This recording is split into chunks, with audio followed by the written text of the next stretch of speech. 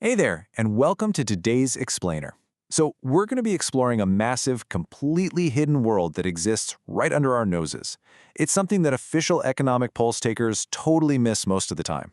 We are talking about the shadow economy, the black market, the underground, basically a global network of human action operating completely outside the boundaries of state control. It's a hugely complex and honestly fascinating topic, so let's just dive right in. The foundation for our explainer today is a really seminal, though admittedly highly radical text. It's called Counter-Economics, From the Back Alleys to the Stars by Samuel Edward Konkin III. Now, right up front, Konkin held some very specific, strongly anti-state ideological views, and we're going to impartially report on those today. Our goal here isn't to endorse his theories, right?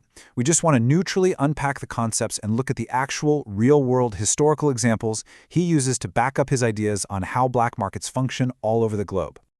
To kick things off, I want to throw a bit of a provocative question your way. Think about this. What do a struggling 24-year-old New York actress, an Italian finance ministry bureaucrat, and a multimillionaire living in the Soviet Union during the Cold War all have in common? Like, what's the thread there? Well, the answer is actually the key to our entire topic today. Every single one of them was an active participant in the underground economy. Let's pull up our roadmap and see exactly how they connect. Okay, here's the plan for today. First, we'll define counter-economics. Second, we'll look at the American underground. Third, we're crossing international borders. Fourth, we'll see how these markets thrive under totalitarianism. And finally, we'll wrap up with the economics of inflation. All right, Section 1, Defining Counter-Economics. So, Konkin defines counter-economics specifically as all human action neither accepted by the state nor involving any initiatory violence or threat of violence. That second part is absolutely crucial. These are very specific parameters. He explicitly leaves out actions like murder and theft. In his framework, doing a plumbing job for cash to dodge taxes, that's counter-economics. But robbing a bank? Definitely not.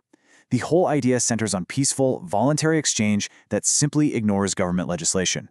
He also sets up this contrast between what he calls establishment economics and counter-establishment economics. He views establishment economics as basically explanations of human action designed to benefit the ruling segment or the state.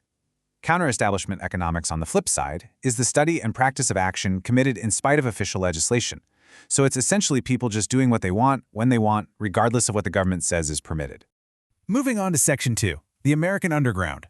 And really, this is just the tip of the iceberg. Check this out. $500 billion. That's a massive number, right? According to a 1979 U.S. News & World Report study cited in our source, this was the estimated size of the underground economy in the U.S. way back then. It involved up to 20 million Americans. And we're not just talking about shadowy cartel figures here. This is a vast workforce made up of the self-employed, tradespeople, and the working poor, all operating completely off the books. Let's zoom in on a really relatable human example from the text. Remember that 24-year-old New York actress I mentioned earlier?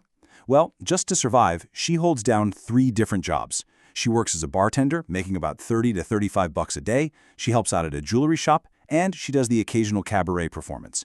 And here's the kicker. All of these jobs are totally off the books. No taxes withheld, no Social Security contributions. She literally told reporters, "I'm completely underground." It really grounds Konkin's theory in a reality that so many people actually experience, just trying to make ends meet outside the official system. But it's not just cash-in-hand labor, Bartering is a huge piece of the puzzle. For instance, a Michigan lawyer trades his legal work for a $300 antique credenza and just doesn't report the value. Or a Chicago illustrator trades ad copy for alcohol. Then you have something called skimming. That's where small business owners basically pocket a chunk of the day's cash take without ever recording it.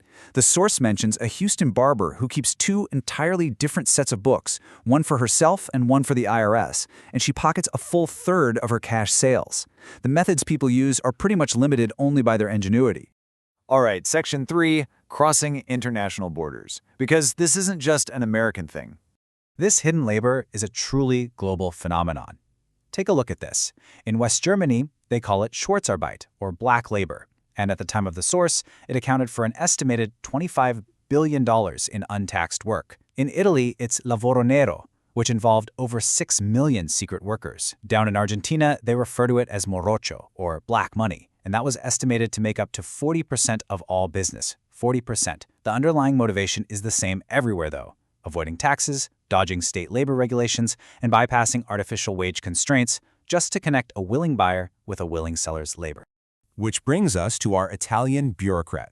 Now, you would think state officials would be the ultimate rule followers, right? But the irony here is just unbelievable.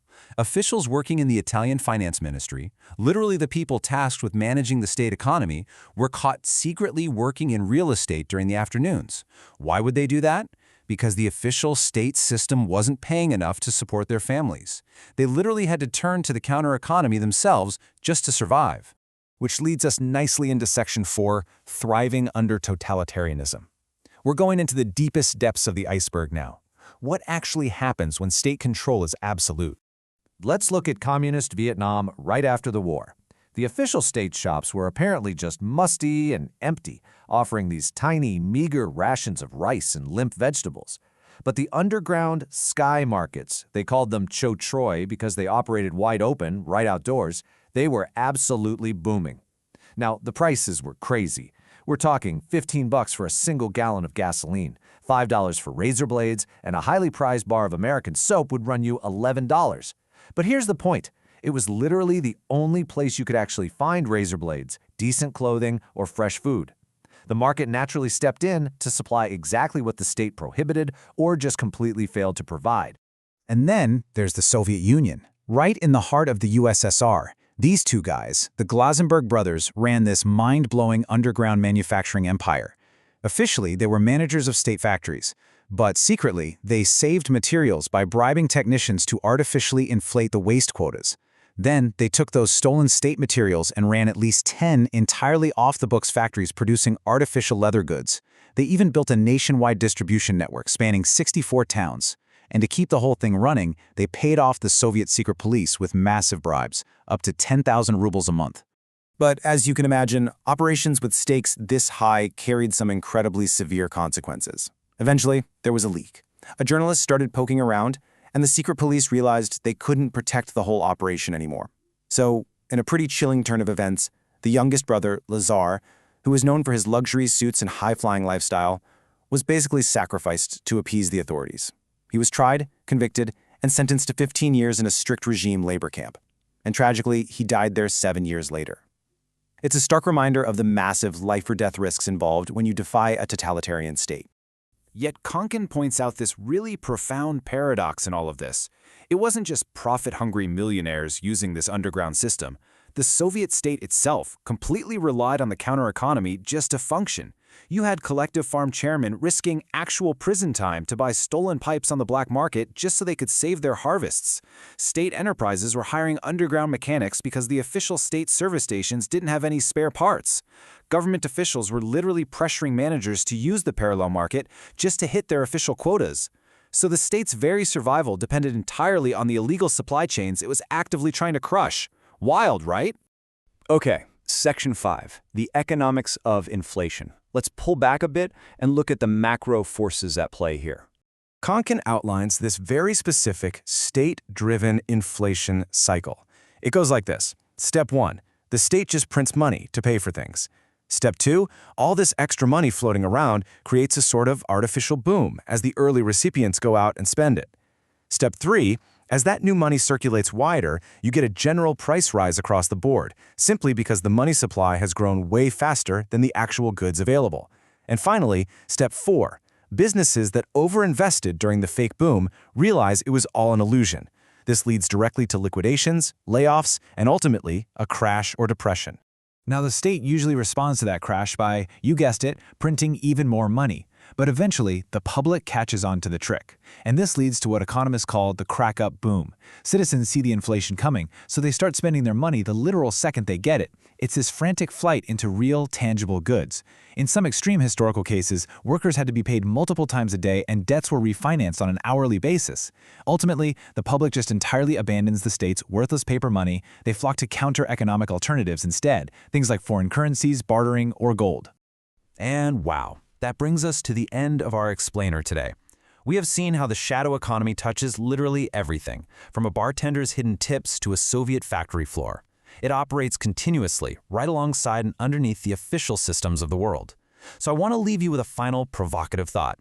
Think about your own recent cash transactions. You know, your side hustles or things you've traded with friends.